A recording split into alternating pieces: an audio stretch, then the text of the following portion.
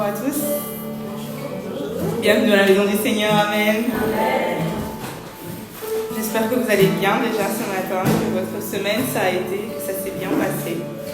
Et ce matin, nous venons nous reposer, nous ressourcer dans les bras du Seigneur. Nous venons chercher sa face, nous venons simplement être dans sa présence. Et en ce moment, nous méditons beaucoup le psaume 23 qui nous rappelle qui est Dieu, qui nous rappelle que Dieu est notre berger et que jamais nous ne manquerons que de quoi que ce soit, de quelque chose. Donc vraiment, j'aimerais vous rappeler ce psaume ce matin de ne pas vous inquiéter, de ne pas vous passer des moments à se demander comment les choses vont se passer, qu'est-ce qui va se faire. Mais Dieu, il dit qu'il est au contrôle parce qu'il est notre berger. Donc vraiment, ce matin, approchons-nous de lui dans l'espérance, approchons-nous vraiment dans la confiance et soyons confiants que notre Dieu nous guidera. Je vous invite à vous lever pour que nous puissions louer ensemble le nom de notre Seigneur, que nous puissions élever ensemble le nom de notre Seigneur vraiment et pouvoir dire Seigneur, tu es mon berger et je ne manquerai de rien. Amen.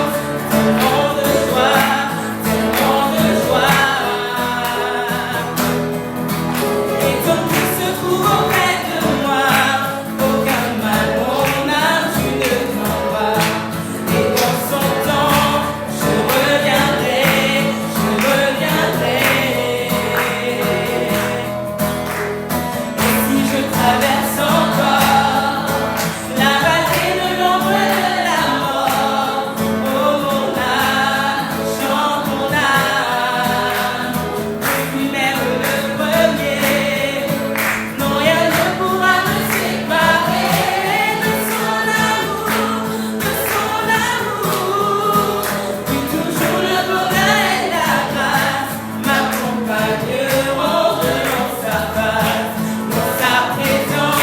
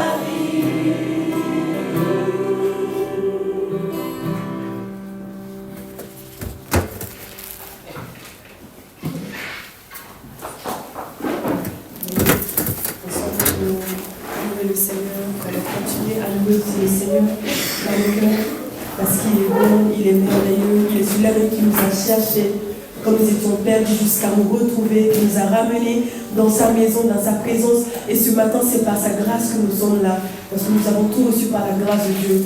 Et nous voulons vraiment prier, élever ensemble nos voix pour louer le Seigneur, pour vraiment célébrer sa majesté, pour nous réjouir également dans la présence du Seigneur.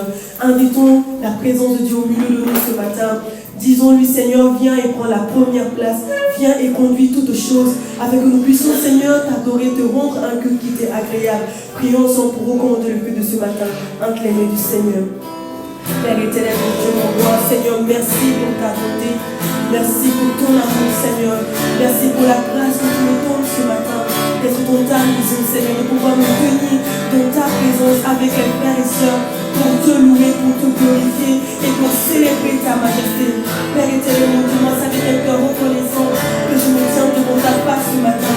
Et nous te prions, Seigneur, afin que tu viennes au milieu de nous, que tu prennes la première place, Seigneur, que tu inondes ce lieu par ta puissance, Seigneur, et que tu déverses ton onction, Seigneur, sur la vie de chaque personne qui est présente ce matin. Seigneur, nous voulons disposer nos cœurs pour te louer, pour te glorifier et célébrer ta majesté. Seigneur, alors parle-nous ce matin. Nous voulons recevoir pleinement ta parole. Nous voulons être encouragés par ta parole. Mais vraiment, nous voulons nous soumettre, Seigneur, à ton autorité et vivre toujours selon ta parole, Seigneur. Reçois la gloire, Seigneur. Reçois la louange et l'adoration. Dans le nom puissant de Jésus-Christ que nous avons prié. Amen. Amen. Gloire à Dieu. Bonjour à tous et bienvenue dans la présence du Seigneur. Amen. Et donc voilà, c'est le temps des annonces. Et ce matin, nous sommes heureux de pouvoir recevoir les nouvelles personnes qui sont là, voilà, aujourd'hui, ce matin, à l'église. Et donc, nous avons le code QR que vous pouvez scanner. Après, je ne sais pas si vous avez tout le temps de pouvoir scanner ou bien si c'est accessible pour vous. Mais voilà, vous pouvez scanner et vous allez avoir le formulaire pour pouvoir remplir également. Amen. Et voilà, juste aussi pour vous rappeler les différents programmes de notre église. Et voilà, dimanche dernier, nous avons commencé avec le deuxième culte à 17h. Et nous avons vraiment été bénis. Donc maintenant, ce sera tous les dimanches avec le premier culte à 10h et le deuxième culte à 17h. Amen. Voilà, vous pouvez venir le matin. Et aussi l'après-midi, si vous le voulez, l'église sera quand même ouverte. Et également, vendredi soir, on se retrouve aussi à l'église à 19h30. Pour jeûner et prier, intercéder pour différents sujets. Et vendredi prochain, nous allons prier pour les projets de l'Église, pour le discipulat, pour la vision personnelle. Amen. Donc vraiment, je nous encourage à venir louer ensemble le Seigneur. Et nous avons tous les lundis soirs à 20h sur Zoom. Donc nous avons la réunion FACE, la réunion des jeunes de l'Église, mais aussi la réunion des hommes de l'Église. Et samedi également, nous nous retrouvons avec l'équipe de louange, voilà, pour répéter à 12h. Amen. Amen. Donc nous continuons voilà, avec la lecture donc, du livre de Psaume. Et cette semaine, nous allons lire donc Psaume chapitre 9 jusqu'au chapitre 18. Que le Seigneur vraiment nous conduise pendant le temps donc, de méditation personnelle. Écoutons la voix du Seigneur dans le silence. Amen. Et à travers sa parole. Et également, donc, l'étude biblique face à face avec le pasteur est toujours en place. Donc n'hésitez pas, si vous avez à cœur d'apprendre à ces différentes thématiques, n'hésitez pas, approchez-vous du pasteur, il pourra organiser cette étude biblique avec vous également. Amen. Et donc, samedi prochain, nous allons nous retrouver ici à l'église à 9h et nous allons nous rendre ensemble donc, sur le campus de Lille pour évangéliser. Amen. Et je pense que ceux qui étaient présents donc, le mois dernier peuvent témoigner, c'était super bien. Franchement, le Seigneur il a fait grâce parce qu'on a pu échanger avec pas mal d'étudiants et ils étaient vraiment à l'écoute. Voilà, après le but c'est pas pour dire je donne ma vie comme ça à Jésus, mais nous savons que la parole qu'ils ont reçue, le Seigneur va continuer à œuvrer en eux en fait. Donc vraiment, mobilisons-nous. Je pense plus nous sommes nombreux, plus aussi beaucoup d'étudiants auront l'occasion de pouvoir entendre aussi l'évangile. Amen. Parce que nous pouvons aller un peu partout sur le campus. Donc vraiment, venons samedi prochain, ici à 9h. Et nous prions vraiment pour également ce rendez-vous. Et donc, nous continuons également à prier pour notre projet de bâtiment. Et voilà, je vois, on était à 30 000, là on est à 31 000. Amen. Je pense qu'on va vraiment glorifier le nom du Seigneur parce que c'est lui qui permet cela. Donc prions, n'oublions vraiment pas ce projet. Tout le temps que nous allons devant le Seigneur, recommandons-lui ce beau projet entre ses mains. Prions également pour le bâtiment que le Seigneur est en train de préparer pour nous. Amen. Parce que c'est un bâtiment incroyable. Parce que notre Dieu, il est bon, il est incroyable, il est fidèle. Et il donne tout ce qui est bon à ses enfants. Amen. Il faut croire et il faut continuer à prier également pour cela. Et nous avons là donc notre petit résumé des différents programmes du mois de juin. Et prenez en photo. Gardez-la à l'esprit, mais néanmoins, intercédez pour ces différents programmes, parce que voilà, c'est la vie de l'Église, et l'Église est vivante, l'Église veut continuer à avancer, à grandir aussi dans la foi. Amen. Et à présent, donc, nous allons également continuer à partager. Nous allons préparer donc nos cœurs aussi pour le temps des dîmes et offrandes. Et ce matin, j'aimerais lire avec vous le psaume chapitre 1 du verset 1 à 3. Heureux l'homme qui ne marche pas selon le conseil des méchants, qui ne s'arrête pas sur la voie des pécheurs et qui ne s'assit pas en compagnie des moqueurs, mais qui trouve son plaisir dans la loi de l'Éternel et qui la médite jour et nuit. Il est comme un arbre planté près d'un courant d'eau qui donne son fruit en sa saison et dont le feuillage ne se flétrit point. Tout ce qu'il fait lui réussit. Amen. C'est une très belle parole. Et ceci pour nous dire que lorsque nous demeurons dans la présence de Dieu, que nous recevons ses prescriptions et que nous les mettons en pratique, nous réussirons dans tout ce que nous entreprendrons. Parce que tout simplement, c'est la loi de l'Éternel qui régira maintenant notre vie. Et c'est ce que nous dit la parole de Dieu ce matin. Et quelqu'un qui trouve également son plaisir dans la loi de l'Éternel est une personne qui est soumise à l'autorité de Dieu. Une personne qui reconnaît le Seigneur dans tous les domaines de sa vie. Et c'est cette personne qui a le Seigneur comme roi de sa vie, qui règne sur sa vie. Et on verra que cette personne n'a pas la main mise sur certains domaines de sa vie parce qu'il a tout confié à l'Éternel. Et cela nous rappelle la prédication que nous avons vue le dimanche dernier. Parce que si nous reconnaissons le Seigneur comme le maître de notre vie, alors nous devons soumettre tous les domaines de notre vie à son autorité. Et finalement, tout ce que nous sommes et tout ce que nous possédons aujourd'hui, c'est par la grâce que nous les avons acquis. Et si nous sommes sincères vraiment avec cela ce matin, nous reconnaissons que rien de tout cela nous appartient, mais appartient aussi au Seigneur. Et finalement, apporter sa dîme, les prémices, comme la parole de Dieu nous dit, les prémices de tous ces biens dans la maison de l'Éternel fait partie des prescriptions de Dieu pour son peuple. Parce que c'est vraiment une action concrète. Parce que comme on l'a dit, le tout, c'est pas dire Seigneur, Seigneur. Comme la parole de Dieu dit, c'est tous ceux qui diront Seigneur, Seigneur, qui rentreront dans la maison de mon Père, mais ceux qui feront la volonté de Dieu. Donc il y a l'action, il y a la foi, mais on dit la foi sans les œuvres, elle est morte en fait.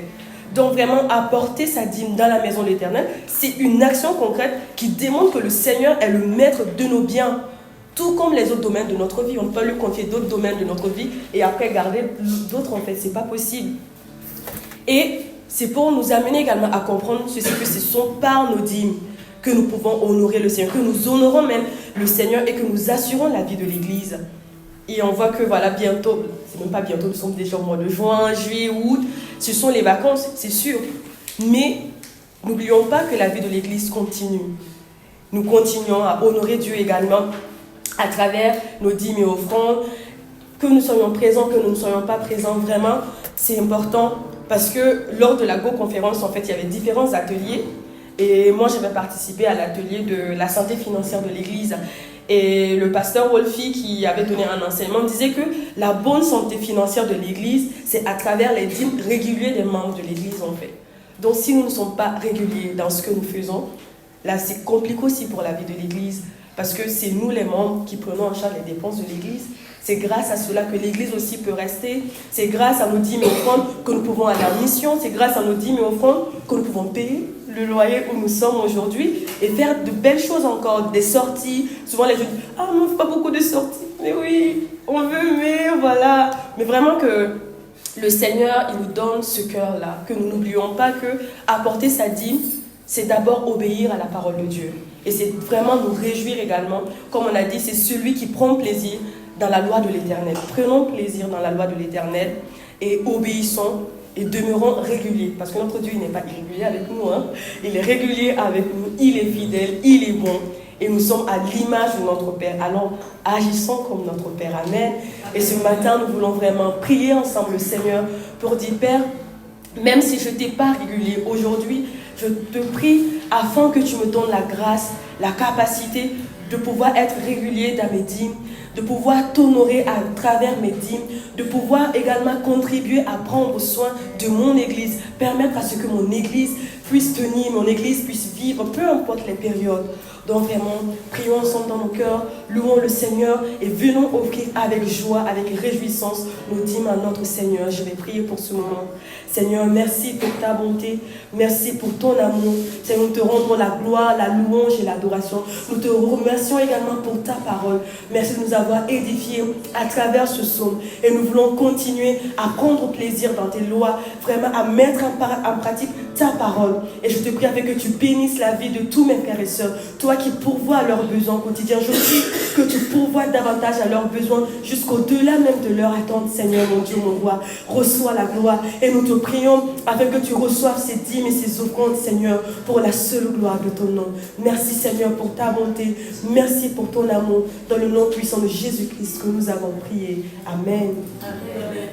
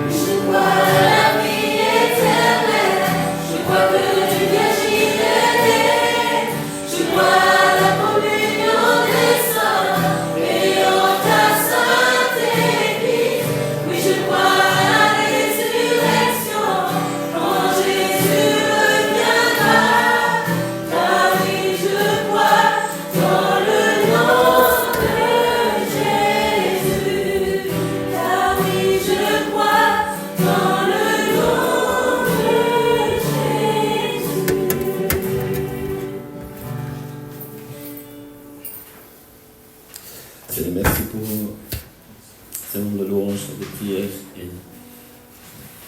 et dis mes offrandes, Seigneur, que nous offrons à notre cœur, Seigneur. Merci de continuer à recevoir la gloire et l'honneur de nos vies, Seigneur, ici, et de nous conduire, Seigneur, vers la sainteté, Seigneur, cette année. Nous vivons, Seigneur, nous sommes mis à part pour toi, et nous voulons, Seigneur, mettre à part, Seigneur, ce que tu nous donnes dans nos vies, Seigneur. Merci de continuer à nous bénir, nous conduire, fortifier, Seigneur, nous donner la bonne santé, Seigneur, dans tous les domaines de notre vie. C'est que tu puisses recevoir la gloire à travers ton Église, à travers chacun de nous. Merci, Seigneur. J'ai prié au nom de Christ. Amen. Amen. Alléluia. Je peux dire que bienvenue dans la maison du Seigneur. Bienvenue dans la maison du Seigneur. Amen. Amen. Nous sommes toujours ici présents par la grâce de Dieu, et Dieu continue à nous parler, nous montrer le chemin, et vraiment nous sommes reconnaissants au Seigneur et continuons à marcher dans la voie où Seigneur nous conduit, que nous puissions glorifier le Seigneur à travers notre culte, à travers notre vie humaine. Et également bienvenue aux frères qui pour la première fois dans notre église, je pense, notre père avec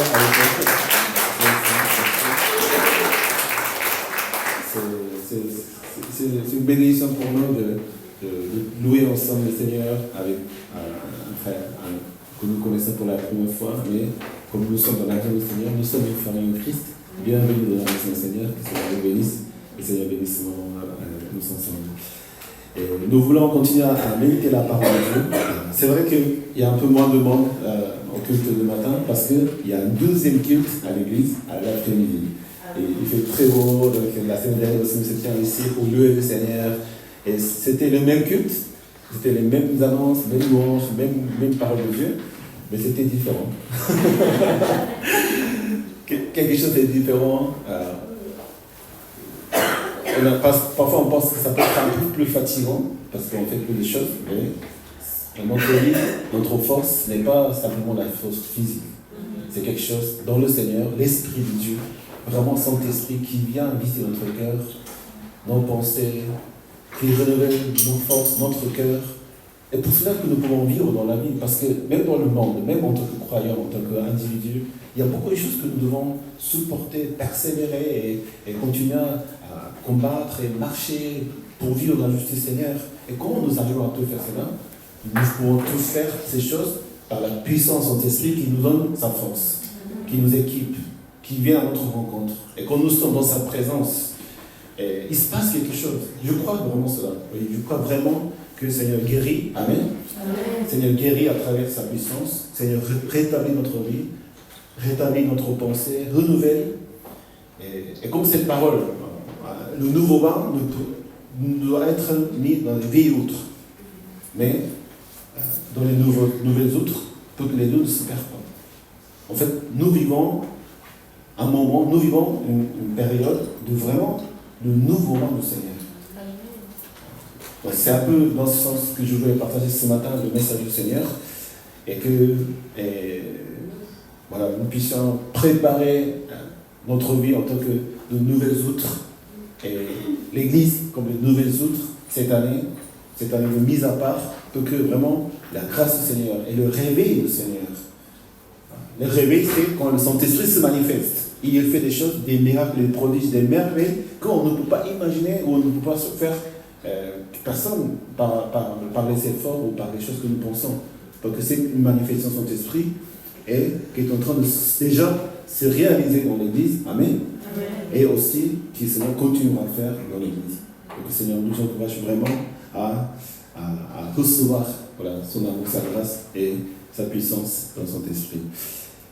Nous pouvons nous lever pour lire la parole de Dieu ensemble. Nous allons voir la parole de Dieu en deux textes aujourd'hui, au thème de leadership. C'est un de nos valeurs, un des 5 valeurs que nous avons à cœur de vivre dans l'Église.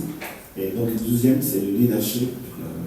C'est pas juste après la Seigneurie la semaine dernière, il y a d'autres sujets, mais aujourd'hui, ça sera le leadership. En Actes chapitre 5, verset 12 au verset 20. Beaucoup de signes miraculeux et de prodiges se faisaient au milieu des peuples par intermédiaire des apôtres. Ils se tenaient tous d'un commun accord au portique de Salomon. Personne d'autre n'osait se joindre à eux, mais le peuple les tenait en grande estime. Les nombres que de ceux qui croyaient au Seigneur, hommes et femmes, augmentaient de plus en plus. On en venait à sortir les malades dans les rues et à les placer sous les civières et les brancards, afin que lorsque Pierre passerait, son ombre au moins couvre l'un d'eux. Une foule de gens accouraient aussi des villes voisines vers Jérusalem. Ils amenaient des malades et des personnes tourmentées par l'esprit impur, et tous étaient guéris. Alors le gros prêtre et tout ce qui était avec lui, c'est-à-dire les partis des Sadducéens, se levèrent remplis de jalousie. Ils firent arrêter les apôtres et les jetèrent dans la prison publique. Mais pendant la nuit, un ange du Seigneur ouvrit les portes de la prison et fit sortir et leur dit: allez-y, tenez-vous dans le temple et annoncez au peuple toutes les paroles de la vie nouvelle.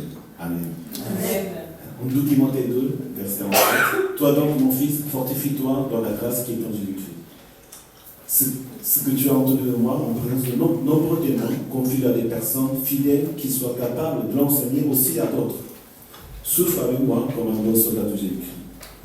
Aucun soldat en service ne s'embrasse des affaires de la vie courante, s'il vous plaît, à celui qui l'a recruté.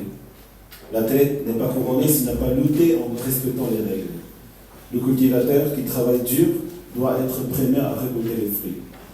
Comprends ce que je dis et que le Seigneur te donne en effet de l'intelligence en toutes choses. Amen. Amen.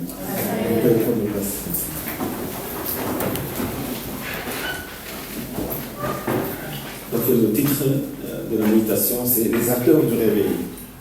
Les acteurs du réveil. J'aimerais que nous puissions vraiment penser et réfléchir sur le réveil qu'à travers Pasteur Jim Critcher au début de l'année et des choses qu'on a vécues dans notre vie dans l'Église.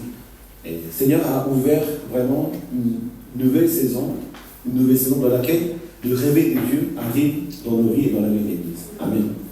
Le réveil est déjà dans nos vies. Allez-y à la vôtre. Nous sommes dans le réveil. Nous sommes dans le réveil.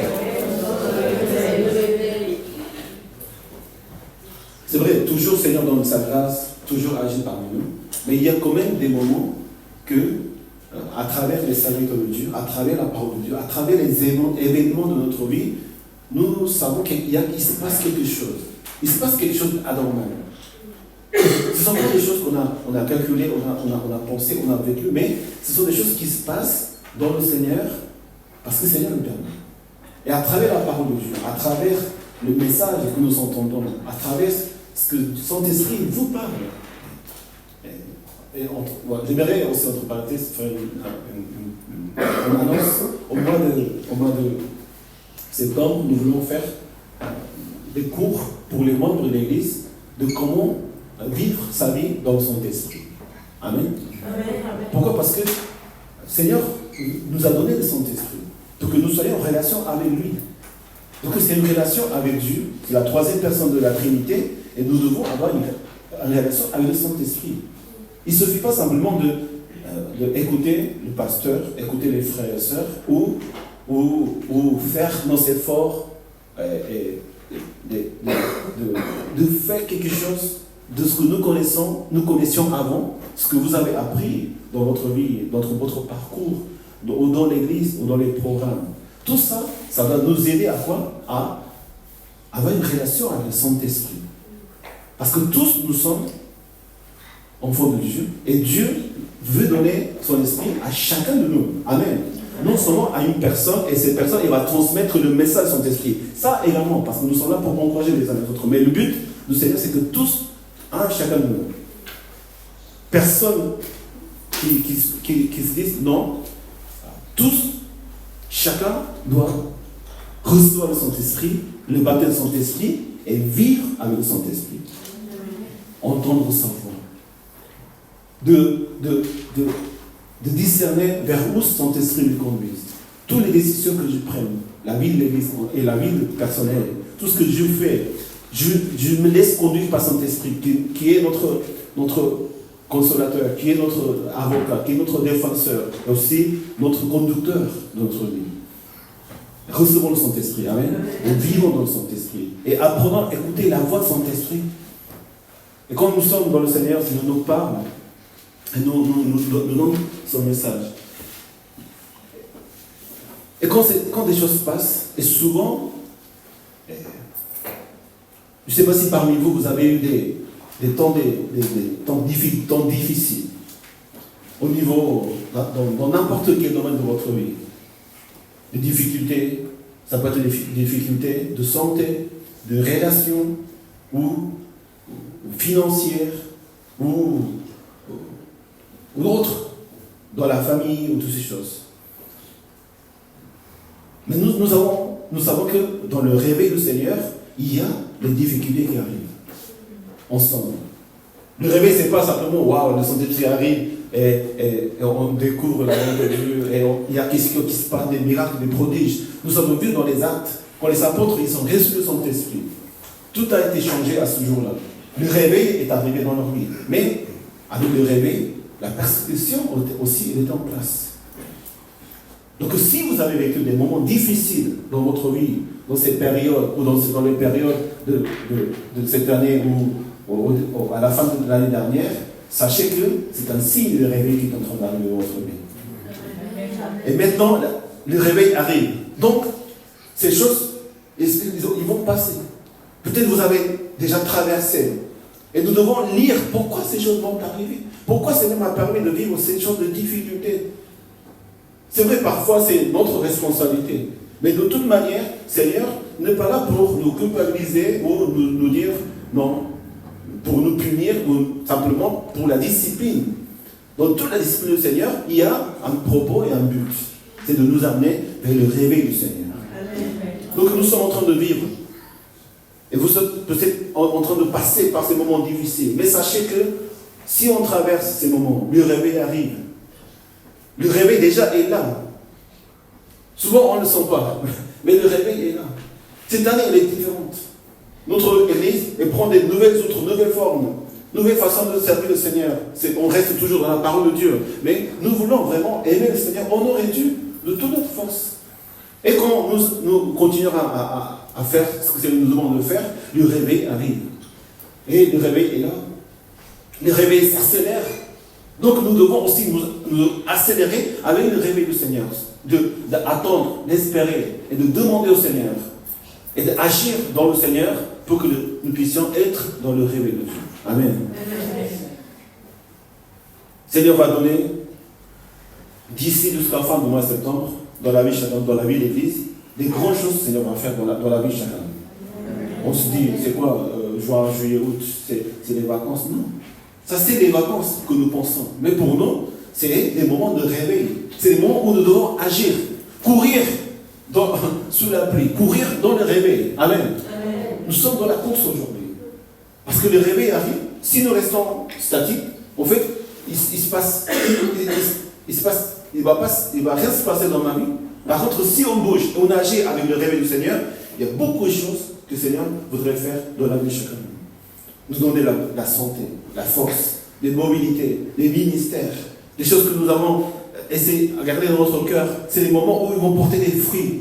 Parce que le Seigneur va faire tomber la pluie. Le réveil arrive. Et nous devons être prêts pour recevoir ce réveil en agissant et dans ces moments de cette année très très très particulier. Que le Seigneur conduise ces moments de réveil. Amen. Amen. Donc, c'est la raison pour laquelle nous voulons vraiment prier au Seigneur. Et nous voulons vraiment mettre à part notre vie dans le Seigneur. En Josué chapitre 3, verset 5, il dit, Josué dit au peuple, consacrez-vous, car demain l'Éternel accomplira des merveilles au milieu de vous. Amen. Amen. Quand le réveil arrive, qu'est-ce que nous devons faire? Nous consacrer à Dieu. Mettre à part notre vie. De mettre en ordre toute notre vie sous sa Seigneurie. Et de nous soumettre à lui, nous consacrer à lui. Sanctifier notre vie pour le Seigneur. Nous mettre à part. Nous sommes mis à part cette année pour vivre le réveil du Seigneur finalement. Amen. Pourquoi le Seigneur nous demande de nous mettre à part? Pourquoi le Seigneur voudrait nous sanctifier? Parce qu'à travers la sanctification que nous vivons, nous allons rentrer dans la vie de réveil du Seigneur. Son Esprit Saint, il va agir. Si nous ne sommes pas dans la sainteté, si nous ne sommes pas mis à part, nous sommes en dehors de ce réveil. Mais nous sommes mis à part pour vivre le réveil du Seigneur. Que le Seigneur vraiment nous bénisse et nous fasse vivre ce réveil. Comment le réveil se passe? Au jour de Pentecôte, les disciples sont reçus de son esprit. Et ils étaient dans la peur, ils s'étaient cachés parce que le Seigneur n'était plus là. Ils avaient peur que les Romains ils viennent les rattraper, ils font de même que le Seigneur. Mais quand ils reçoivent son esprit, plus de peur, plus de doute, ils ont commencé à annoncer la parole de Dieu. Devant les gens qui ont tué leur Seigneur. Pierre, qui avait 3 fois devant ces gens, il a commencé à parler. C'est vous qui avez crucifié le Seigneur de Christ. Le réveil. 3000 personnes deviennent disciples. 5000 personnes deviennent disciples. Et de plus en plus, des femmes et des hommes, ils croient en le Christ. Finalement, le réveil fait que les personnes y changent. Les apôtres y changent. Ils étaient dans la peur, ils étaient dans leur chambre. Mais ils sortent en ville, ils sortent devant les gens, ils commencent à annoncer l'évangile. Le réveil nous donne le courage. Est-ce qu'il y a quelques domaines de notre vie que nous avons peur? Nous avons des doutes, nous avons la crainte. Quelque chose que nous sommes tellement faibles par rapport à ces choses. Et nous avons peur. Donc nous avons la colère aussi en même temps. Des choses qui ne vont pas. Vraiment, là, quand Saint-Esprit arrive, on est calme. Parce qu'on est confiant au Seigneur. Mais dès qu'on a peur et qu'on ne sait pas gérer les choses, on se met en colère. C'est pour cela que nous avons besoin vraiment de son esprit. Parce qu'à travers le réveil, nos craintes et nos doutes, ils disparaîtront. Amen. Et nous aurons le courage pour faire ce que le Seigneur nous demande de faire. D'obéir la parole de Dieu, de suivre le Seigneur.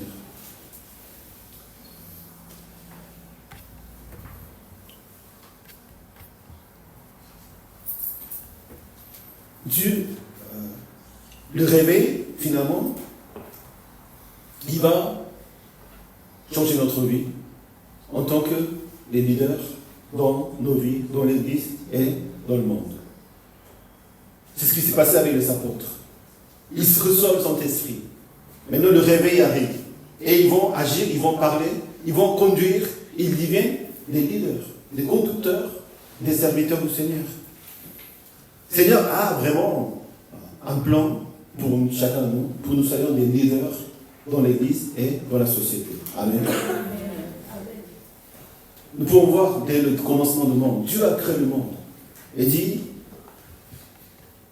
faisons l'homme à notre image, à notre ressemblance, qu'il domine sur les poissons de la mer, les oiseaux, les ciels, les bétails et sur toute la terre, sur tous les reptiles qui rampent sur la terre. Le Seigneur a dit, faisons à l'homme à notre ressemblance et qu'il domine sur ces choses, qu'il devienne responsable, qu'il prenne possession. Dominer, en fait, c'est pas de faire ce qu'on a envie de faire. C'est simplement, le Seigneur nous a donné toutes ces choses pour que nous puissions faire gérer la création de Dieu. C'est-à-dire des gens qui vont diriger, qui vont prendre soin, qui vont conduire, ce qu'on appelle des leaders. C'est ça l'image que ressemble à Dieu. Si nous sommes les enfants de Dieu, si Dieu nous a fait, nous devons nous ressembler à notre Père. Et en quoi? Ce n'est pas la forme, parce que Dieu est esprit. Esprit, Fils. Et Dieu, on ne le voit pas. Donc ce qu'on ressemble à Dieu, c'est dans son caractère, dans sa fonction dans le monde. Nous sommes été créés pour être des leaders de notre Seigneur. Amen. Tout chrétien, nous sommes des leaders. Allez-y, tu es un grand leader.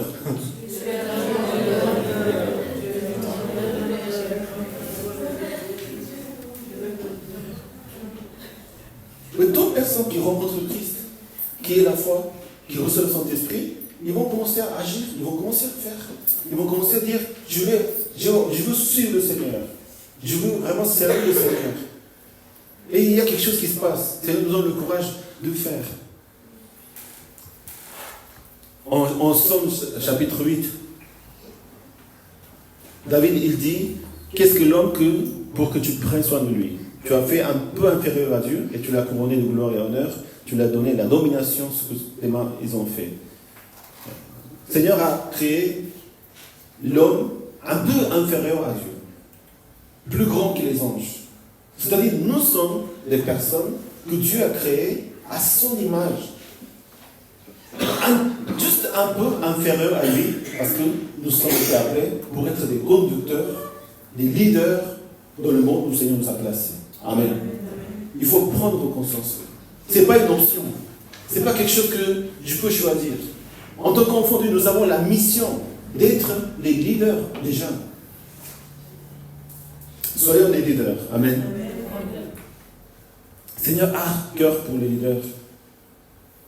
Et si nous voulons vraiment glorifier le Seigneur, nous devons accepter son invitation et marcher dans ce qui est le leader. Dieu a regardé tout ce qu'il avait fait et constata que c'était très bon. Il a créé toutes choses, les étoiles, la mer, l'univers. Mais tout ça, ça a été créé pour qui? Pour l'homme. L'univers, les galaxies, les immésurables, tout ça, ça a été créé pour que l'homme, il admire, il domine sur ces choses. Parce qu'il est le protagoniste. Celui qui aime Dieu, celui qui Dieu a créé pour toutes choses, c'est Dieu. Et comme nous sommes dans le dessein de Dieu, dans le plan de Dieu, nous sommes agréables aux yeux de Dieu. Et notre vie, elle est agréable à nous-mêmes.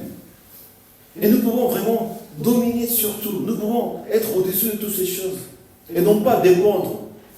Pourquoi il y a des idolâtres? Pourquoi il y a des personnes qui adorent, qui se prosternent devant les objets, devant les créations de Dieu? Alors que nous étions été créés, nous sommes appelés pour être leurs conducteurs. Amen.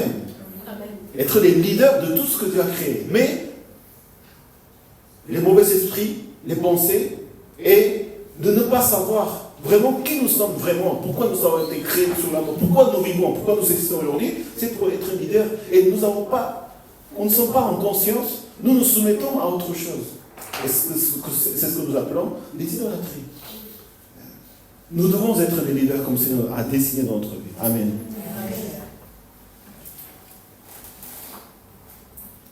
Dans la Bible, nous pouvons voir beaucoup d'exemples de toutes les personnes que, en Hébreux 11, le Seigneur appelle comme des personnes qui ont vécu par la foi. Seulement, ils ont accepté Jésus-Christ, ils ont vécu par la foi. Et ils étaient tous comme Abel, Enoch, Noé, Abraham, Isaac, Joseph, Moïse, Josué, Rahab, David, Samuel, et toutes les personnes qu'on ne connaît pas leur nom. Mais finalement, vivre par leur foi, ils ont vécu par leur foi, comment? En étant des leaders, en conduisant son peuple, en étant vraiment donnant leur vie pour les autres. C'était le point commun de toutes ces personnes, finalement. Les conducteurs, c'est ce que le Seigneur nous a fait pour être ici. Dans n'importe quel milieu, parce que nous sommes des hommes et des femmes, que nous vivons dans une société, et ensemble, nous sommes faits pour être sociaux avec les uns les autres. Et donc s'il y a un groupe de personnes, même dans une famille, même dans un groupe des amis, il y a toujours quelqu'un qui prend le rôle de leader. Oh, qu'est-ce qu'on va manger? Si personne ne dit qu'est-ce qu'on va manger ce soir, on ne mange pas. La leader qui est le maman ou papa, il va dire, on va manger ça. Ou même les enfants, ils disent, non, on va manger ça. Parce que l'homme, dans sa vie, il y a quand même quelque chose qui fait qu'il doit faire, à accomplir quelque chose. Sans leadership, l'homme ne vit pas. Dieu nous a fait nous-mêmes en tant que leader. Et quand le Seigneur nous donne la vie, nous donne sa foi, qu'est-ce qui se passe? Tu deviens leader de ta vie. Tu te lèves. Tu dis non au péché. Tu choisis ton chemin. Tu dis oh non, que sont des choses qui ne sont pas à la volonté de Dieu. On ne se laisse pas suivre, on ne se laisse pas passer, on ne suit pas la foule, on ne suit pas les médias, on ne suit pas ce qu'on voit sur Internet. Tu décides toi-même, tu deviens leader de ta vie même. Amen. Ensuite, tu deviens le leader de ta famille. Tu dis non, je prends soin de ma famille. Pour soin de ma famille, je dois dire les choses, je dois les conduire, je dois prendre soin d'eux, mais tout ça, c'est le leadership. Ensuite, on devient des leaders de monde, de mon milieu, de mon entourage. Parce que Dieu nous donne, à travers la foi, c'est le leadership qui est en nous. Donc vous êtes les leaders de votre vie, de votre famille, de cette église, de ces villes, de ces nations et du monde entier. Amen. Amen. Allez, on faut dire à l'autre, je suis le leader.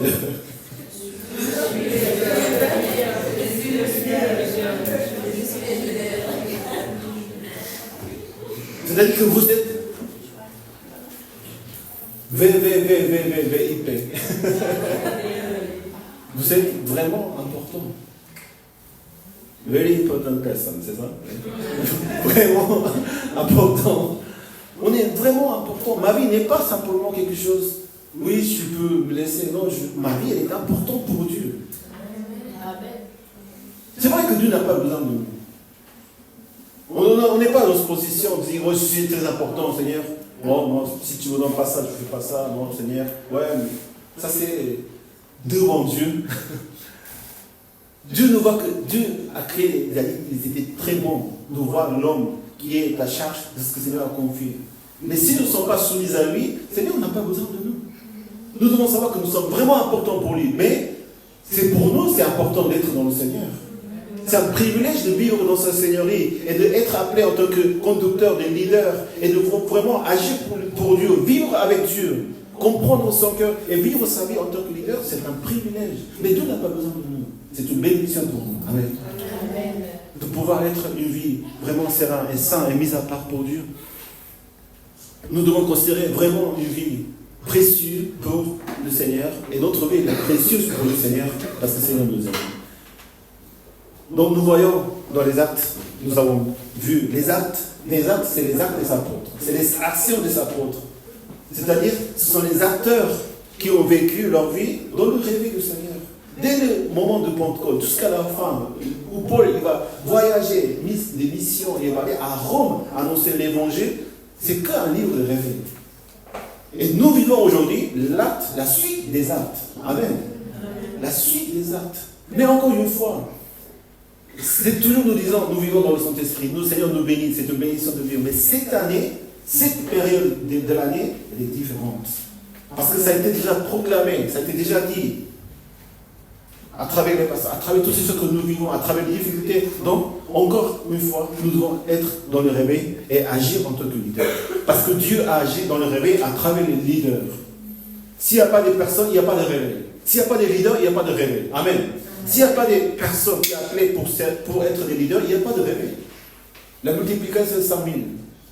Vous avez vu, la foule était à l'autour de 5 000 hommes. Donc, avec les enfants et pas en compte, jusqu'à 20 000, 30 000 personnes sur la plaine.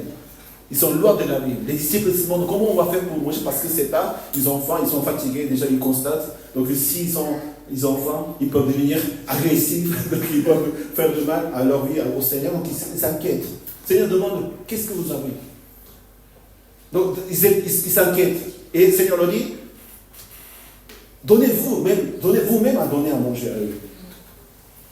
Et qu'est-ce que nous avons? Nous n'avons rien. Même si nous avons tant d'argent, on ne peut pas, parce qu'on ne peut pas nourrir toutes ces personnes en même temps. Et qu'est-ce que vous avez? Et André, un disciple du Seigneur, il dit, et cet enfant, il y a 5 pains et 2 poissons. Vous savez, déjà les disciples, ils agissent pour aller chercher combien de pains nous avons. Ils n'ont pas apporté les pains. Mais ils vont chercher pour résoudre dans ces moments difficiles et compliqués. Seigneur leur dit, qu'est-ce que vous avez? Donc ils vont aller chercher. Dans le réveil, Seigneur va vous demander, qu'est-ce que vous avez pour que je puisse faire avec vous, avec ce que vous avez, le réveil que je vous attends.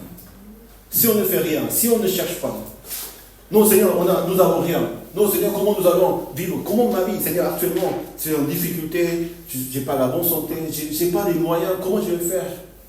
Seigneur, nous donne à chercher ce que nous pouvons apporter au Seigneur. Et parce que nous avons. Et si nous n'avons pas, il faut chercher au Seigneur, il faut demander, il faut frapper. Le Seigneur vous donnera les choses qu'il nous faut pour vivre le réveil du Seigneur. À travers ça, le Seigneur a fait le réveil. À travers ça, il a nourri les 30 000 personnes. À travers cet enfant, il a amené son repas. Même un enfant, il a faim. Même un enfant, il faut dire non. Mais il a donné ce repas aux disciples de Dieu. Donc, quand nous avons quelque chose, et nous les soumettons aux disciples du Seigneur, parfois c'est difficile à comprendre, mais comme l'aveugle s'arrêta, comme le prophète Élie l'a dit, donne-moi à manger. Mais nous avons le dernier morceau de pain avec mon fils et après on va mourir. Mais le prophète demande, donne-moi d'abord à manger. Comme la parole de Dieu cherchait d'abord son justice. C'est vrai, humainement, on ne peut pas demander ça. C'est une veuve. C'est son fils.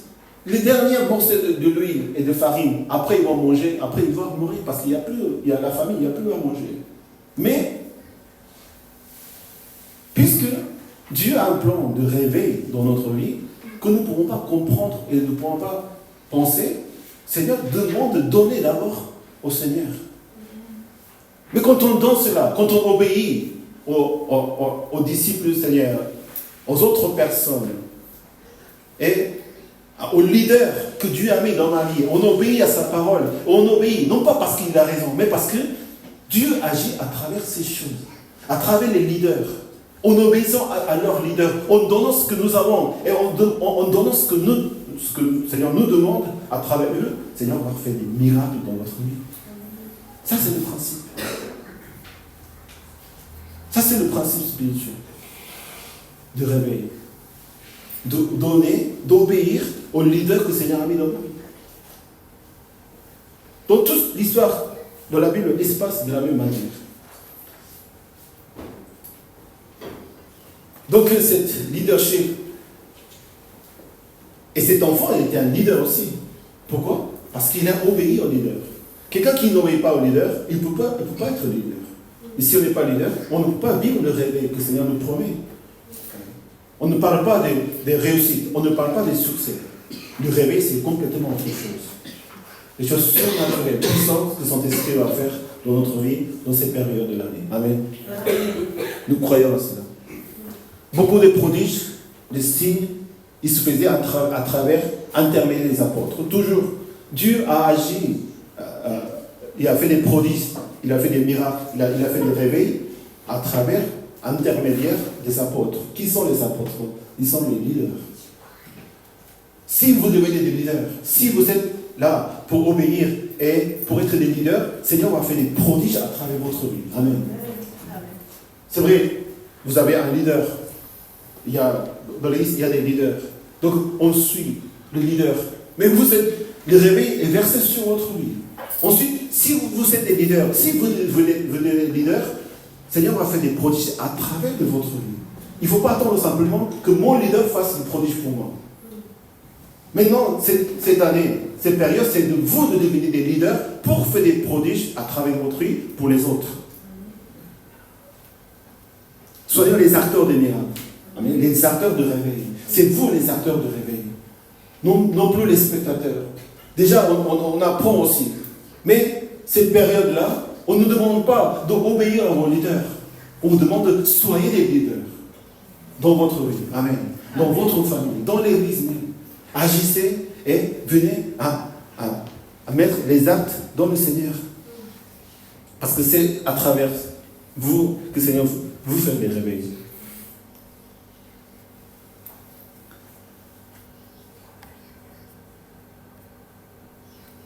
Et quand ils ont fait des prodiges, ils ont guéri, c'était le peuple admiré. Comme Pierre est passé par l'ombre, quelqu'un qui passait sous l'ombre de Pierre, il était guéri. Même avec le Seigneur, n'était pas arrivé ce genre de réveil, ce genre de choses. De plus en plus, 3000, 5000 personnes, ils devenaient des disciples du Seigneur, des hommes et des femmes, ils croyaient de plus en plus le Seigneur. Et qu'est-ce que les apôtres ils ont fait? Qu'est-ce qu'ils ont fait simplement? Ils se laissé conduire par le Saint-Esprit. Ils ont pris la parole, ils ont pris les initiatives, ils ont organisé leur vie, ils sont allés annoncer l'évangile. Et même si c'était dans la prison, le Seigneur a ouvert les portes et continué à annoncer l'évangile de Christ. Quand nous obéissons et quand nous sommes conduits par son esprit, en tant que leader, le Seigneur fait des prodiges à travers ces personnes.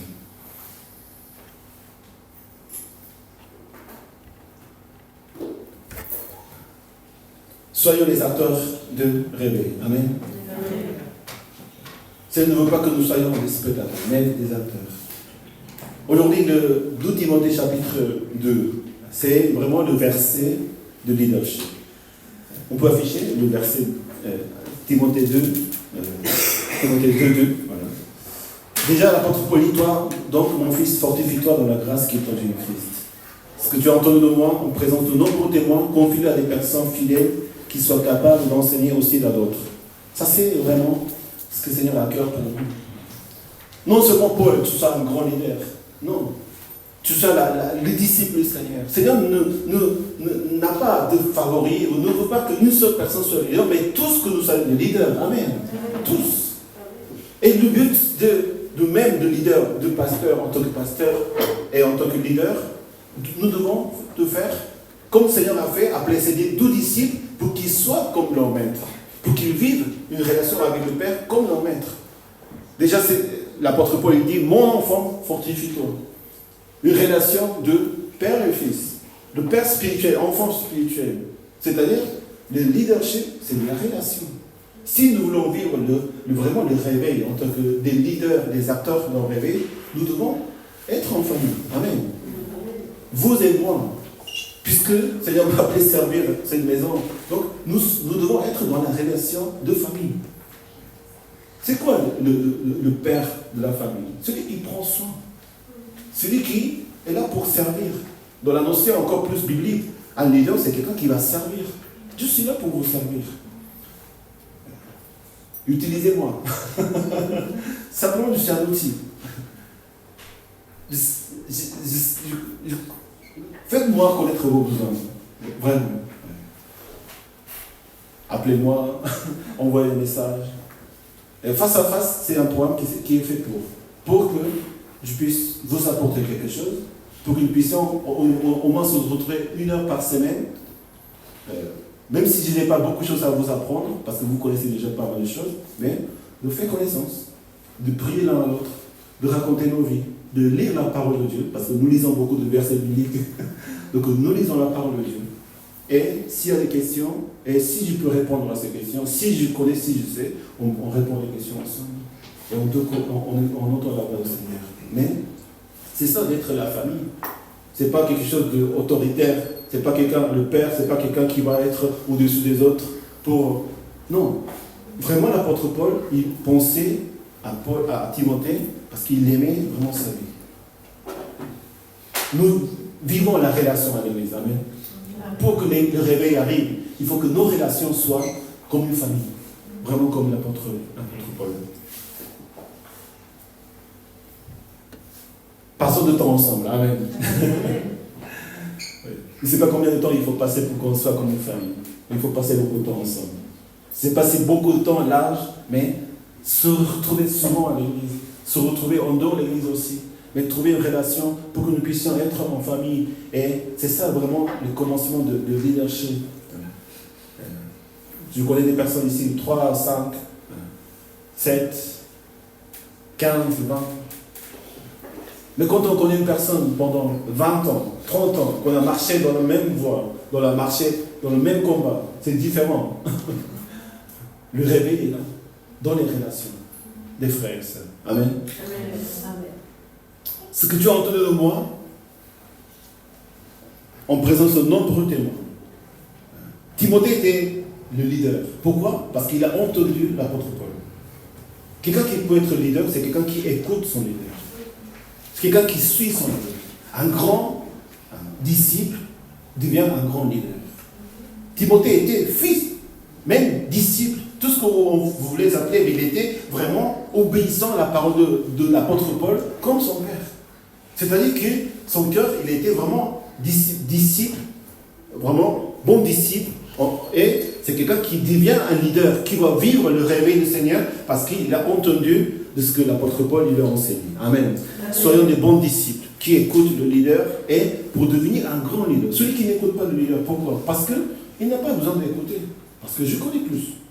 C'est pas la manière où le Seigneur nous apprend à être des leaders. Le leader doit toujours écouter son leader. Amen.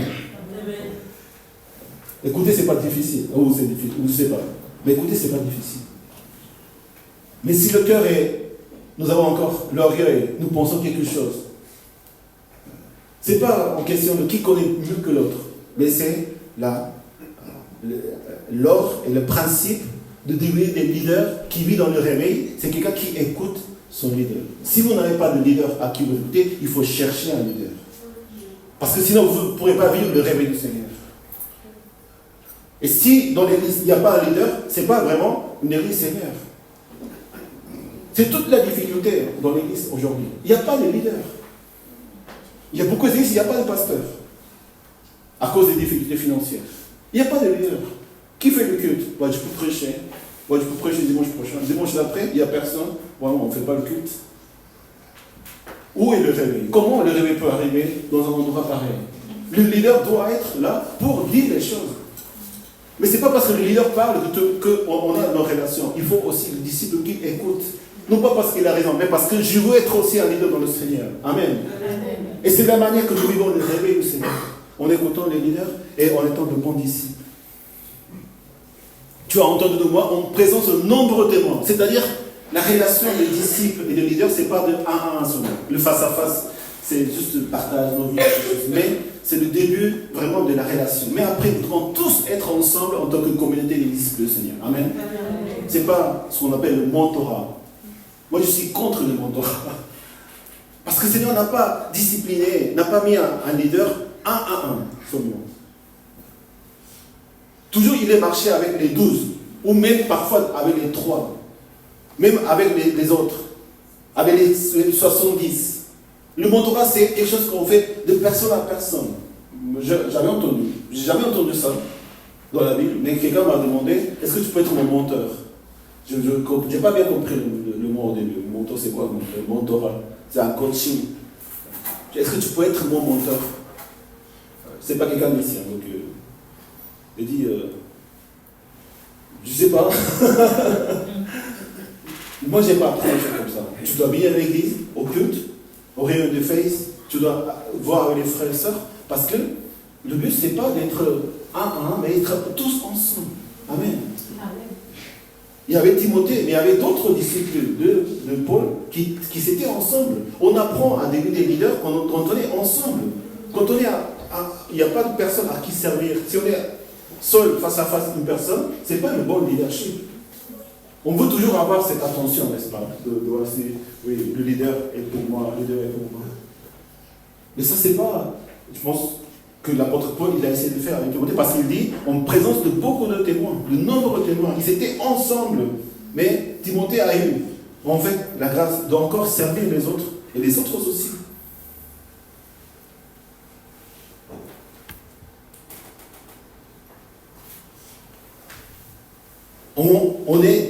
On devient leader dans le réveil quand on est ensemble, avec les autres leaders. Amen. Soyons avec les autres encore. Confie-le à des personnes qui soient capables d'enseigner aussi à d'autres. Le leader, c'est d'être, non seulement agir tout seul, mais agir ensemble. Le leader ne doit pas jamais enseigner et diriger tout seul, mais donner les choses aux autres, équiper les autres leaders pour qu'ils puissent agir eux-mêmes. Pour qu'ils puissent devenir des leaders qui font des leaders, qui font des leaders, qui font des leaders. Sinon, c'est de rester, moi je suis leader, les autres, vous me suivez, ce n'est pas le leadership. Il n'y a pas de réveil. Et ce n'est pas la volonté du Seigneur de faire de cette manière. Soyons des leaders qui font des leaders. Amen. Pensez aux autres. Vraiment. Et de leur donner les moyens possibles. En commençant par la relation. En nous équipant les uns les autres. Et en étant pour le Seigneur. Et quand on est un groupe des disciples et des leaders, le réveil arrive. Nous pouvons vivre ce réveil. En 2 Timothée encore, l'apôtre Paul continue, souffre avec moi comme un bon soldat de Jésus-Christ. Le leader, il est là pour souffrir pour les autres. Non pas pour faire souffrir les autres. Mais le leader, il est là pour souffrir. Si vous souffrez parce que vous servez le Seigneur, et vous souffrez parce que vous voulez vraiment continuer à aimer vos frères et sœurs, vous êtes un leader. Si vous êtes difficile de faire, mais vous souffrez, c'est difficile. Oui, parfois, je dois encore aller à l'église et faire ça, voir tous les frères et sœurs et faire ça. Vous souffrez. Au lieu de venir pour vous reposer, vous voulez souffrir. Vous souffrez à l'église. Vous êtes des leaders. Amen. Amen. Mais si on ne souffre pas, en fait, on ne peut pas être des leaders parce que tout leader, il est là pour souffrir. Souffre avec moi. L'apôtre Paul ne dit pas, Timothée, tu dois souffrir. Non, tu souffres avec moi. Le leader, il assume aussi sa responsabilité et ce qu'il doit souffrir pour être un bon leader envers les autres.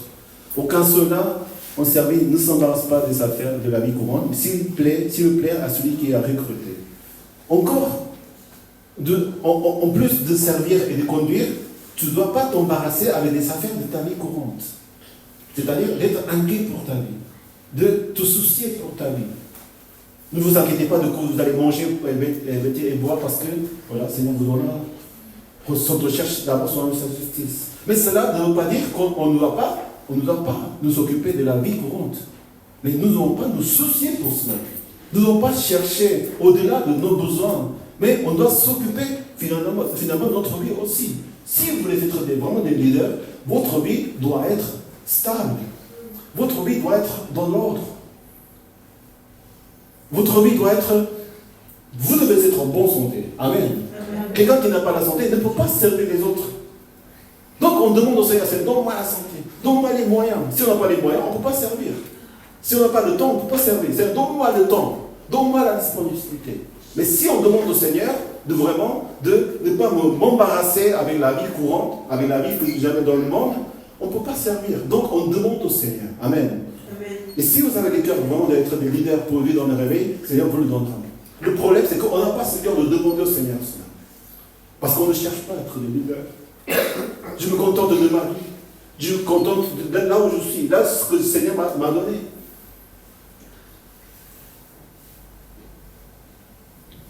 Nous vivons la sainteté de vie, nous sommes mis à part. Mais il n'y a pas le but de vivre dans le réveil du Seigneur.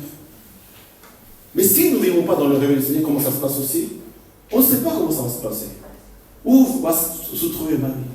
Tant que vous êtes là aujourd'hui, dans le Seigneur, dans l'église, avec des serviteurs, avec moi, on est là vraiment pour marcher ensemble, faisant vraiment, demandons au Seigneur de nous donner le cœur pour ne pas être embarrassé avec des choses du monde. Occupons-nous de ces choses efficacement. Quand on dit, Seigneur, je n'ai pas le temps pour être des leaders, est-ce que c'est vrai? Est-ce que vous n'avez pas le temps? Est-ce que c'est parce que vous n'avez pas le temps? C'est-à-dire que vous pouvez lever la main si vous n'avez pas le temps. Je ne sais pas, il y a tellement de statistiques dans la vie. Combien de temps on passe avec le téléphone? Je ne sais pas. Combien de temps on clique? Tout ces statistiques, je ne sais pas. Combien de temps? Est-ce que nous vivons le temps comme le Seigneur nous demande de faire? Même si vous ne touchez pas le téléphone, vous n'avez pas de téléphone. Je vois beaucoup de gens qui sont vraiment dans les cadres très importants, ils ont un téléphone tout ancien. Même pas de smartphone. Je me dis pourquoi ils gardent ce téléphone comme ça? Et je me dis peut-être qu'il est très très radin. il aime bien les choses classiques, le rendre l'avantage. Mais finalement, j'ai raison, parce qu'il ne veut pas passer du temps avec le téléphone portable. Ils n'ont même pas de mail, parfois. Ils n'ont même pas de téléphone portable. Ils ne vont pas être dérangés, parce qu'ils vont être concentrés à leur travail. Je ne sais pas si vous avez entendu le footballeur Cristiano Ronaldo. Il est très riche, non? Il est très fort. C'est mon fils ou ma fille le Canadien.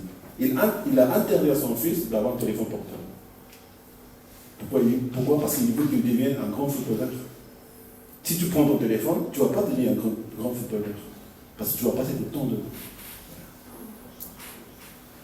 Moi, j'ai proclamé chez moi avec mes enfants.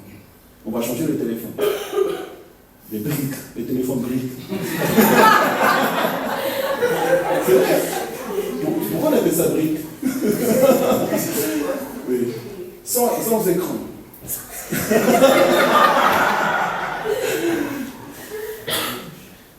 Oh, merci Seigneur, parce que j'ai proclamé ici. Si je ne fais pas ça maintenant, je dirais à mon temps de mon Dieu. Donc je vais le faire. Parce que nos enfants, ils passent le temps dans les téléphones, dans les écrans. C'est vrai, pour les devoirs, c'est nécessaire. Et si nous aimons nos enfants, et si nous les considérons vraiment des futurs leaders, amen, des futurs des leaders, protagonistes, acteurs de réveil, il faut se débarrasser de ces choses. C'est un outil, ça me profite. Vous avez parfois oublié votre téléphone chez vous, vous êtes sorti, vous êtes au comment je vais faire. Mais c'est à ce moment-là que vous pensez quelque chose de différent. Vous entendez la voix du Seigneur. Avec le téléphone, on ne peut plus entendre la voix du Seigneur. Quand vous voulez entendre vraiment la voix du Seigneur Saint-Esprit, vous devez éteindre tout. Tous les médias, tout.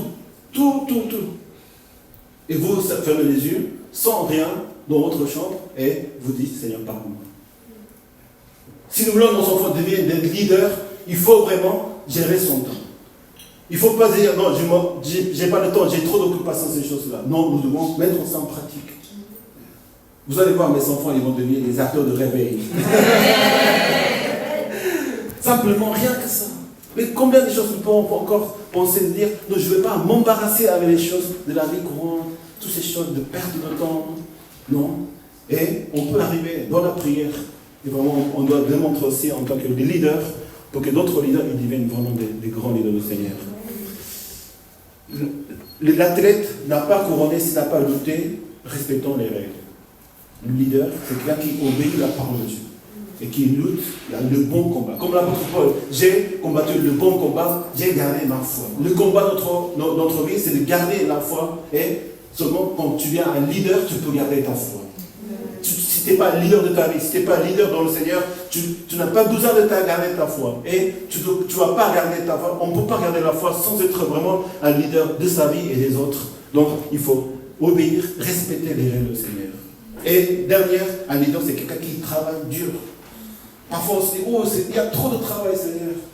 En tant que serviteur, on travaille là, on travaille ici. Pour moi, des fois, ça fait mal au cœur aussi. Parce que quand j'étais au travail pendant 2 ans et demi, vraiment, je ne sais pas, mais c'était trop fatigant. La première fois dans ma vie que j'ai travaillé en tant qu'entreprise, parce que j'étais dans le ministère depuis quand j'étais étudiant, donc j'étais toujours à l'église. C'est vrai, à l'église aussi, c'est beaucoup de travail, ça demande beaucoup de travail. On travaille jusqu'à 3 heures du matin, mais on est bien parce qu'on se dit, on est pour le Seigneur. Mais pour vous qui travaillez dans la société, dans les entreprises, donc quand vous servez l'église, vous êtes des grands leaders. Et vous dites, je travaille dur pour le Seigneur. Vous travaillez pour travailler à l'église. C'est comment on peut exprimer ça? En tant que pasteur, moi ça me fait vraiment la honte. Aussi, ça me dit, comment j'aurais pu dire aux gens de travailler encore plus à l'église? Je ne peux pas. Mais, dans ce leadership où votre travail est dur, de plus que ce que vous demandez, vous savez, dans notre église, il y a que moi que je suis pasteur. Mais, à mon sens, nous avons plusieurs pasteurs ici qui prennent les choses sérieusement, qui s'investissent. Comme le soleil m'a dit ce matin, il est investi. Il n'y a pas que moi. Il y a des frères qui s'investissent pour la vie de l'église avec l'idée vraiment de professionnalisme. Parce qu'étant un leader, on ne veut pas faire les choses comme ça. Non, il faut faire les choses bien. Nous faisons le repas. Vous voyez les plats qu'on prépare. Incroyable. Avec tout son cœur, en tant que leader, pour rassurer qu'il n'y ait pas de manque, qu'il ne manque pas ces choses. Quand on parle de financier aussi, il y a des leaders. Non. Si on continue comme ça, on va aller en difficulté. Donc il faut vraiment faire quelque chose. Il faut prier, il faut donner des messages. Il faut vraiment faire savoir que nous vivons avec les leaders font vivre l'église. Amen. Parce qu'ils vont penser à l'église, ils vont vous donner de ce que vous n'avez pas. Vous privez certaines choses et vous donnez au Seigneur. Et c'est ça ce qui fait vivre l'église. Vous êtes tous des leaders dans le Seigneur. Alléluia. Le travail est dur. Il faut travailler dur. Et quand vous travaillez dur, vous devez dire, oui, je suis vraiment le leader du Seigneur. Je mérite de souffrir. Parce que le Seigneur, il a souffert pour nous. Il n'est pas venu pour être sérieux, pour nous servir. Il a travaillé dur. Il s'est endormi même au milieu de la tempête parce qu'il est tellement fatigué. Il a rencontré les personnes de matin jusqu'au soir. Oui. Je veux encore plus souffrir. Je veux encore plus travailler dur pour l'église, Seigneur. Amen. Amen. Si nous sommes dans cette idée, le réveil arrive dans notre vie. Le but, c'est vraiment de former des leaders. Et non pas le leadership, parce que c'est une relation. Ce n'est pas quelqu'un qui a la compétence, qui est là-bas. Quelqu'un m'appelle, je veux être le leader dans ton église. Merci beaucoup. Non, merci, au revoir. Ou c'est bien quand il y a quelqu'un, un serviteur qui vient, oh, je veux nettoyer votre toilette, est-ce que je peux venir dans votre église? D'abord, viens, d'abord, on se connaît, toutes ces choses. Je veux enseigner la parole de Dieu. J'étais enseignant à l'école de théologie, mon père est pasteur, j'ai enseigné dans beaucoup d'églises. Est-ce que je peux venir vous aider à rendre un service? Non, merci. Pourquoi? Parce que le leader, ça, on fait naître les leaders dans son église. Faites maison. Équipé, formé, maison. Dans ce temps, dans ce réveil, à travers les leaders que le Seigneur va faire dans l'église, le Seigneur va faire des réveils dans l'église. Amen. Dans votre vie aussi. Soyons des leaders. Amen. L'île, le réveil de l'île va arriver à travers cette église. Amen. À travers les leaders de cette église. Ne soyez pas confondus avec ce qui se passe dans le monde, dans votre vie, dans les difficultés ou des choses. Il ne se passe rien. Non, si on travaille dur pour le Seigneur, en tant que leader, et on est ensemble, et en respectant sa parole, ses règles, et en étant prêt à souffrir pour le Christ, parce que le soldat est là pour souffrir. Donc, on fait tous nos efforts pour mettre notre vie dans l'ordre, et prendre soin de nos familles, de notre santé, de tout ce que nous devons faire pour servir le Seigneur. Et le Seigneur nous donnera vraiment sa puissance pour pouvoir le faire. Les projets professionnels que vous avez, le Seigneur va faire le réveil dans votre vie. Amen. Pour que vous puissiez être confortable pour servir le Seigneur. Il va venir financièrement dans la santé. Il va vous donner de mobilité, des relations, des connexions, des promotions. Surtout dans la santé, après toutes ces choses, les choses vont s'accélérer. Mais si les choses s'accélèrent et vous n'êtes pas au milieu en tant qu'acteur, en fait, nous perdons vraiment ce temps de réveil. Le Seigneur a le plan de vraiment nous faire des leaders de cette vie de l'île. Amen. Aller en ville, aller ici à l'île, et même annoncer l'évangile dans les personnes importantes de ces villes, parce qu'ils ont besoin de Jésus-Christ. Nous allons aller dans d'autres villes pour annoncer l'évangile et pour faire des églises là-bas. Mais dans toutes ces choses, ce qui est le plus important, c'est le leadership. Que c'est notre bénisse. Prions ensemble.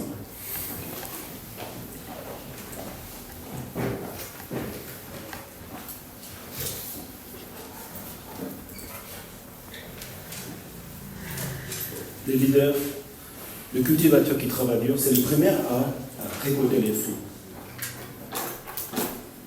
Nous sommes reconnaissants, Seigneur, parce que le Seigneur nous a fait sortir vraiment de loin de nos péchés, où nous n'étions même pas capables vraiment de guider, être leader de ma vie, conducteur de ma vie même. Mais puisque le Seigneur est mon maître, il conduit ma vie, et je peux conduire ma vie dans le Seigneur. Mais ce n'est pas simplement ma vie qui compte dans le Seigneur.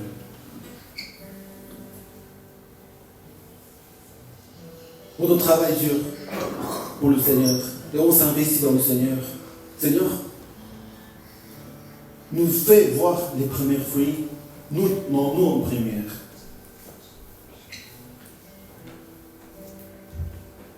Comme le cultivateur qui va cueillir les fruits et les légumes.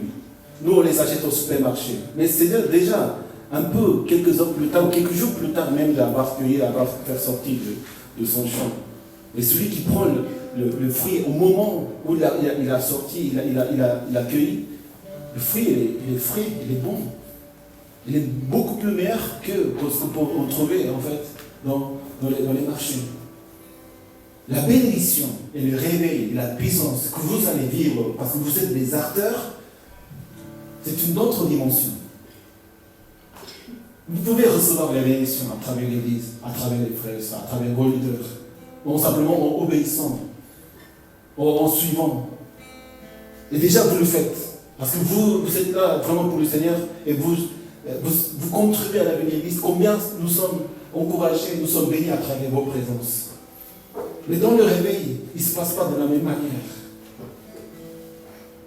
Quand quelqu'un gagne le médaille d'or, en tant que spectateur de même pays, on est très content, on est libre, on se réjouit. Mais la personne qui a eu ces médailles, on ne peut pas savoir ce qu'il a ressenti. Tout ce qu'il a dû souffrir et travailler dur pour ses récompenses. Souvent, ils pleurent, et souvent, ils ne savent pas comment vraiment remercier et toutes ces choses. De la même manière, cette année, jusqu'à la fin septembre, marchons et suivons le Seigneur en tant que leader et formons-nous comme des leaders pour vivre vraiment ces réveils dans notre vie, dans tous les domaines de notre vie. Seigneur va faire grâce, vraiment nous amener dans le réveil. Et si nous sommes prêts à courir et nous accélérer en même temps que le réveil, ces choses vont arriver dans la vie chacun. Amen. Seigneur, je veux avancer, je veux accélérer, Seigneur. Je veux m'investir, Seigneur, je veux travailler dur. Je veux t'obéir encore, Seigneur. Je veux être avec ton église, avec les frères et sœurs, pour devenir des leaders qui vont être des acteurs principaux, les protagonistes de ce réveil. Tu es le protagoniste pour le Seigneur. Amen. Je suis le protagoniste de ce réveil. Amen. Seigneur a fait toutes ces choses depuis le Covid et tout ce qui se passe dans le monde. Des réveils. On voit les signes de réveil.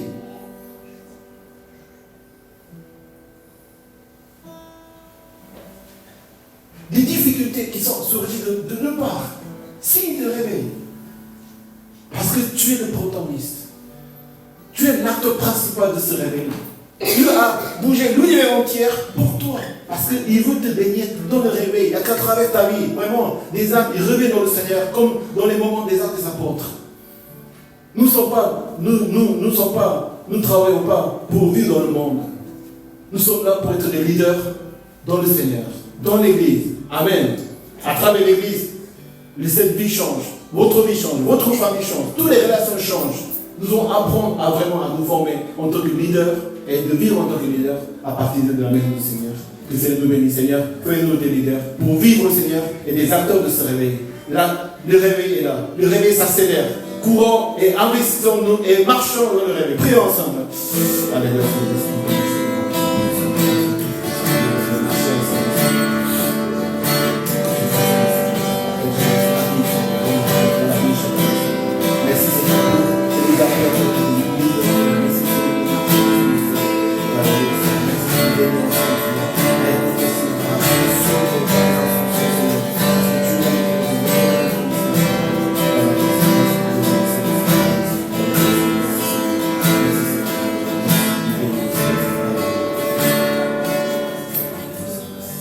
Quand j'étais en Argentine avec mes parents, et mes parents me disaient peut-être tu dois aller en Corée faire tes études. Mais je ne voulais pas, parce que je ne voulais pas quitter mes amis et je ne voulais pas affronter toutes ces choses tout seul. J'avais peur.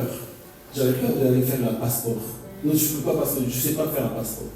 Quand ils m'ont donné le formulaire de faire le pasteur, j'avais peur. Quelqu'un d'autre devait faire à ma place. On arrive en France, vous avez tous les administratifs, toutes ces choses, en tant qu'étudiant étranger. Jusqu'à devenir, obtenir la nationalité française.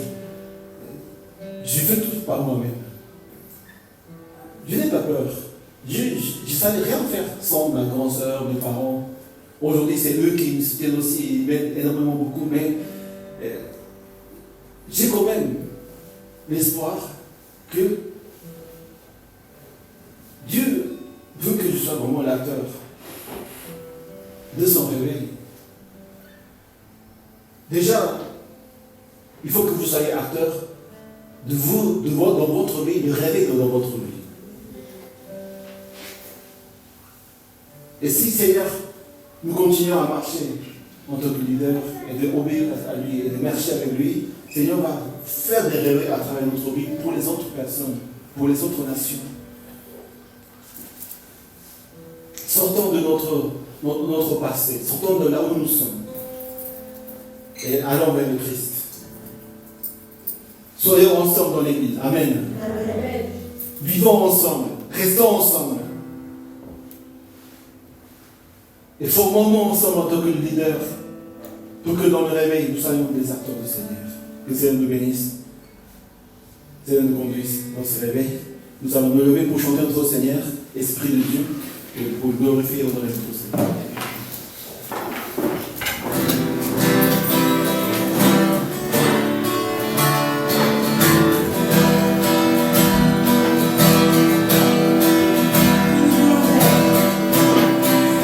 Nous voulons être un peuple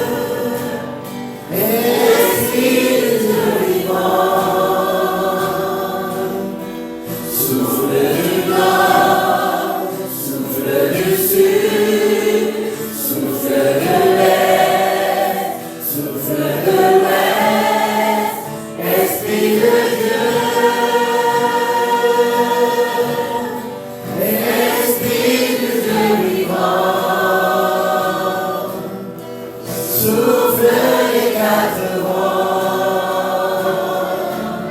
résonne sur nous. Seigneur Saint-Esprit, aide-nous à marcher en toi, à Seigneur, à courir, Seigneur, dans ce réveil, Seigneur. Nous voulons être des athlètes, les coureurs, les acteurs principaux, Seigneur, de cette course, de ce réveil. Bénis nos vies, bénis, Seigneur, que nous soyons des leaders, Seigneur, dans ta maison, dans cette famille, Seigneur, aussi pouvoir être la lumière de ces dans le monde. Merci de bénir chacun des frères et sœurs ici présents. Et Seigneur, que le réveil arrive, Seigneur. Que nous puissions accélérer avec le réveil. Bénis dans tous les domaines de notre vie, Seigneur. Merci pour ton réveil. J'ai prié au nom de Christ. Amen. Applaudissons le Seigneur. Merci.